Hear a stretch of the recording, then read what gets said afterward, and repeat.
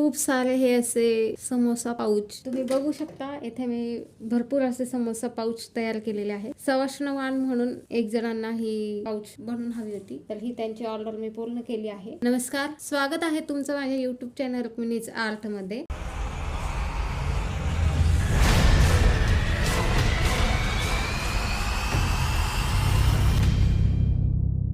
आजच्या व्हिडिओमध्ये आपण समोसा पाऊच कसा शिवायचा तो पाहणार आहोत।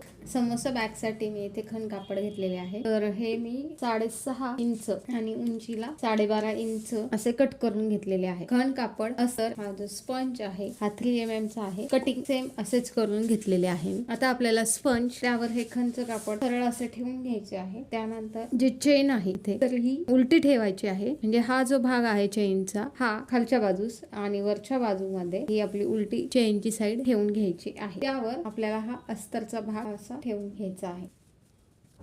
आता यावर आपल्याला टिप टाकून घ्यायची आहे। हे व्यवस्थित पकडून आपल्याला या ठिकाणी टिप टाकून घ्यायची आहे। जर तुम्ही नवीन असाल, तुम्हाला हे धरताना प्रॉब्लेम येत असेल, तर इथे तुम्ही टाचण्या लावून घेऊ शकता। एक्स्ट्राचं जे चेन आहे ते कट करून घ्यायचं। ही जर पद्धत तुम्ही वापरली तर पटकन तुमची समोसा बॅग रेडी होऊन जाईल। तर लक्ष देऊन तुम्हाला हे करायचं आहे। त्यानंतर आता आपल्याला ही अशी दाबटीप टाकून घ्यायची आहे। फक्त अस्तर जे आहे ते उलट करून घेतलं। आता पुन्हा एकदा दाबटीप टाकून घ्यायची आहे। यामुळे चेन बघा व्यवस्थित असे पॅक होऊन जाते। आता येथे आपल्याला खण अस्तर आणि स्पंज याचा भाग चेनवर अशा प्रकारे ठेवून द्यायचा आहे। अस्तरचा भाग दुसऱ्या बाजूने आपल्याला ह्या चेनवर असं ठेवून द्यायचा आहे। टिप टाकून घ्यायची। आता येथे आपल्याला हे चेन खोलून घ्यायची। खोलल्यानंतर हे सरळ करून घ्यायचं आहे। व्यवस्थित अस्तरचं चेक करून घ्यायचं। आता इथे आपण दाबटीप टाकूया। आता इथून दोन्ही बाजूंनी आपण ही सरळ टिप टाकून घेऊया आणि एक्स्ट्राचा भाग कट करायचा आहे। चेक करून घ्यायचं व्यवस्थित आहे का नाही।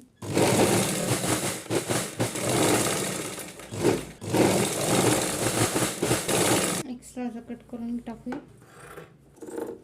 आता ह्या दोन्ही चेन मध्ये आपल्याला रनर ऍड करायचं आहे। आता रनरचे जे हे दोन बाजू आहे वेगळ्या, म्हणजे हा त्रिकोणी आकार जो येतो तिथून आपल्याला हे चेन ओवून घ्यायचे आहे। अशा प्रकारे एक थोडे पुढे आधी ओवून घ्यायची चेन आणि दुसरी तिथून यामध्ये हळूहळू सरकवत न्यायची, लावून घ्यायची आहे।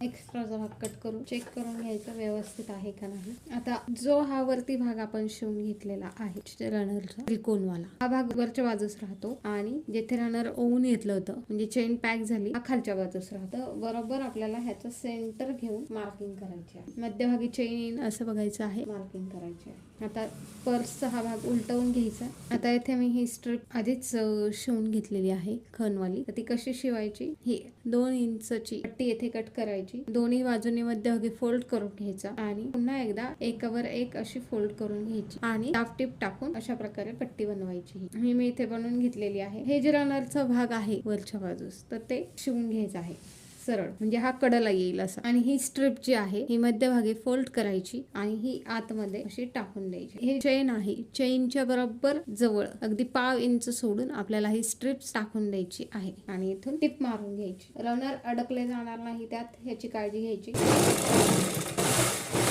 त्यानंतर आता खालच्या बाजूस आपल्याला मगाशी जो आपण सेंटर काढून घेतला होता त्या सेंटरवर हे चेन जे आहे, चेनचे हा भाग हा बरोबर सेंटरला इथे लावून घ्यायचा आणि असंच धरून आपल्याला हे टिप टाकून घ्यायची आहे। इथे अशा प्रकारे फोल्ड करून आपल्याला इथे टिप टाकून घ्यायची आहे। आता हा जो भाग पॅक केलेला आहे तर ह्याला आपल्याला कापडाच्या साह्याने असे इथे शिवून घ्यायचं आहे।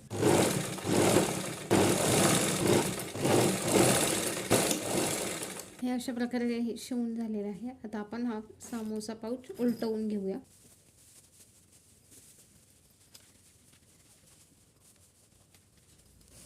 व्यवस्थित ह्याची टोकही आपल्याला उलटवून घ्यायची आहे। तयार आहे हा समोसा पाऊच।